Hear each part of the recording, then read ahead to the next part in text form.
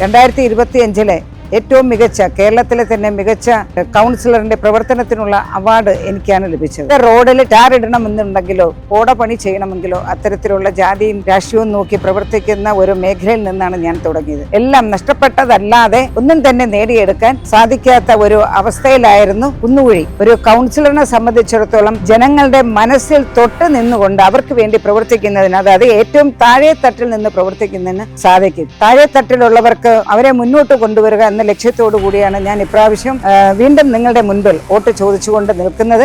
ഞാൻ മേരി പുഷ്പം, കുന്നുകുഴി വാർഡിൽ UDFന്റെ സ്ഥാനാർത്ഥിയായിട്ട് ഇത് 3ാമത്തെ പ്രാവശ്യമാണ് മത്സരിക്കുന്നത്. 2010-15 ഇതേ കുന്നുകുഴി വാർഡിൽ വനിതാ കൗൺസിലറായും അന്ന് വനിതാ സീറ്റിലാണ് മത്സരിച്ചത്. അതിനുശേഷം ജനറൽ സീറ്റായിരുന്നപ്പോഴും മത്സരിച്ചില്ല.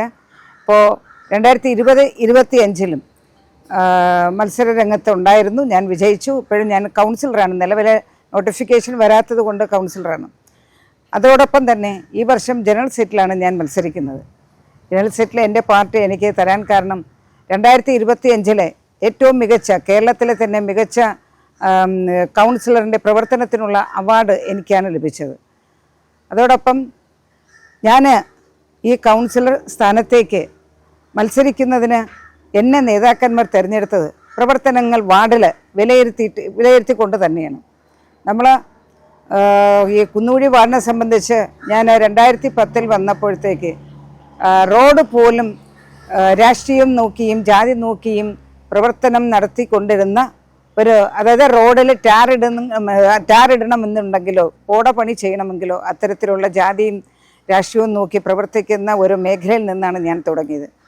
2010-15 കഴിഞ്ഞ് അടുത്ത ഇതിൽ ഞാൻ നിന്നില്ല. 2020 വന്നപ്പോഴത്തേക്ക് വീണ്ടും ഒരുപാട് പ്രശ്നങ്ങൾ നിറഞ്ഞ ഒരു സ്ഥലത്തേക്കാണ് വന്നത്. അതായത് ഇവിടെ നേരത്തെ ഉണ്ടായിരുന്ന ഹെൽത്ത് സെൻറ്റർ നമുക്കുണ്ടായിരുന്നു. ആ ഹെൽത്ത് സെൻറ്റർ നഷ്ടപ്പെട്ടു, അംഗനവാടി നഷ്ടപ്പെട്ടു.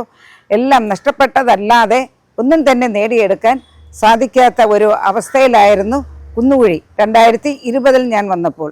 ആ കുന്നുകുഴിയെ ഇന്ന് ഞാൻ മാറ്റിയെടുത്തത് അവിടെ തിരിച്ച് ഹെൽത്ത് വെൽനസ് സെൻറ്റർ തിരിച്ച് ഞാൻ കൊണ്ടുവന്നു. അതിൽ ഒരു ലാസ്റ്റ് ഒന്ന് ഇലക്ട്രിഫിക്കേഷൻ്റെ കാര്യം മാത്രമേ ഇനി നടക്കേണ്ടതുള്ളൂ. അപ്പോൾ ഈ ഹോസ്പിറ്റലാക്കി നേരത്തെ ഉണ്ടായിരുന്ന ഹെൽത്ത് സെൻറ്റർ അവിടെ ഡോക്ടർ മാസത്തിൽ ഒരു പ്രാവശ്യമാണ് വരുന്നതെങ്കിൽ ഇപ്പോൾ എല്ലാ ദിവസവും ഉച്ചയ്ക്ക് 1 മണി മുതൽ വൈകുന്നേരം 7 മണി വരെ ഒരു ഡോക്ടറിൻ്റെയും നഴ്സിൻ്റെയും ഫാർമസിസ്റ്റിൻ്റെയും സേവനം വരത്തക്ക രീതിയിൽ ഹെൽത്ത് വെൽനസ് സെൻറ്റർ സ്ഥാപിച്ചെടുക്കുന്നതിന് എനിക്ക് സാധിച്ചു.